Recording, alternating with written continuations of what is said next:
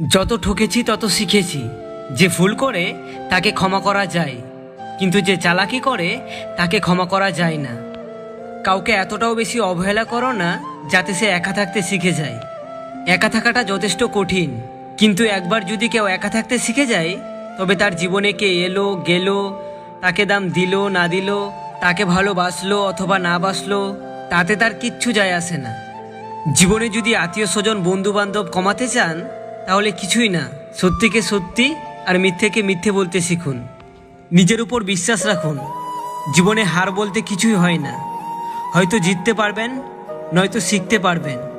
অনেক দেরিতে বুঝেছি, কিন্তু খুব ভালো করেই বুঝে গেছি, যেখানে অধিকারের জায়গাটা শূন্য, সেখানে অভিমান করাটাই বোকামি। দূরত্ব বাড়ে অভিমানের কারণে। প্রতিটি কাছের মানুষকে সবাই হারায় নিজেরই দোষে। মানুষ এতটাই অদ্ভুত যে সামান্য ইগোর কাছে নিজের ভালোবাসাটাকেও হারিয়ে ফেলে।